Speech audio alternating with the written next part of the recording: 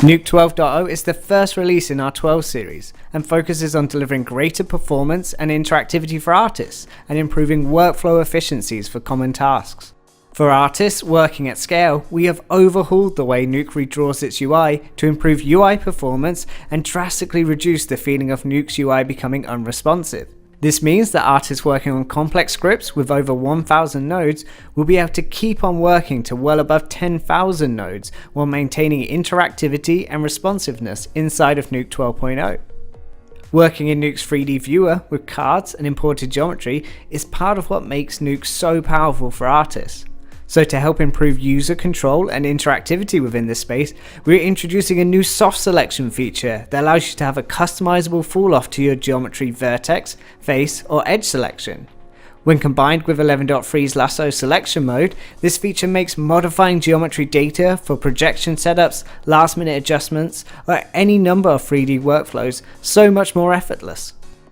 Color management is something that touches all parts of production, and managing this process can often be a difficult process, especially with different shows requiring different color pipelines. To help artists and TDs with how they manage color workflows in Nuke, we are introducing OCI roles. With OCI roles, you can set custom role names for different color spaces to make it easier for artists to instinctively know which LUT to use for any element or footage. The artist still has access to all the color space options they've always had, but now the roles can act as a quick way for artists to understand the color workflow of a given show. In Nuke 12.0, we wanted to include a couple tools to help speed up artists' everyday workflows. With that in mind, we developed an inbuilt Edge Extend node and a new InPaint node for contextual painting. We also made sure that both of these nodes are GPU accelerated and performant regardless of the scale of the areas you are working with. The new Edge Extend node allows you to erode or dilate your sample region to pull pixels from deeper inside your alpha, as well as the ability to recover the original detail and noise with no introduction of artifacts. The InPaint node introduces the ability to create contextual paint strokes, similar to Photoshop's healing brush, and then control the level of detail, or even the ability to pull this detail from another part of the source image, or even a second image entirely. This is great for quickly pulling textures to help integrate in-paint patches or even cloning new textures into the image. The Grid Warp Tracker node in Nuke X is a new tool for helping create match moves, tracker warps, and morphs.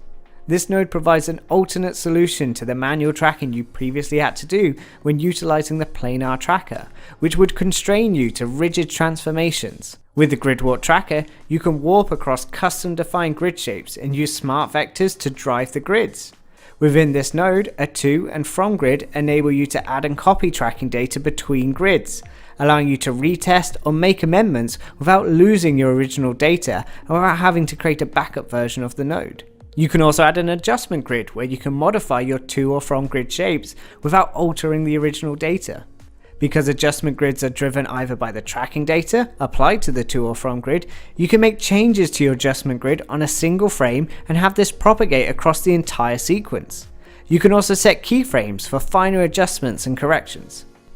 With Nuke 12.0, we are bringing the majority of Kara VR's nodes into Nuke X, which means that not only can more artists have access to tools for VR and stereo workflows, but these new GPU accelerated nodes will help enhance and improve traditional 2D workflows as well. For instance, when trying to solve non-traditional camera setups, you can utilize Kara's Solver and Stitcher nodes, or for help removing artifacts on different types of footage, then Kara's GPU accelerated spherical transform node becomes invaluable and offers a greater toolkit than Nuke's own spherical transform node with faster results. As part of this merge, VR headset support will be available in Nuke, Nuke X, Hero, and Nuke Studio. For our timeline products, we have made great improvements to the playback engine to help ensure you always have a stable and fast playback with the ever-growing demands of delivering higher resolution content. With this in mind, we've implemented new timing and control logic that greatly improves playback performance and stability, allowing for 8K playback, all while supporting color-managed workflows with multi-channel EXRs.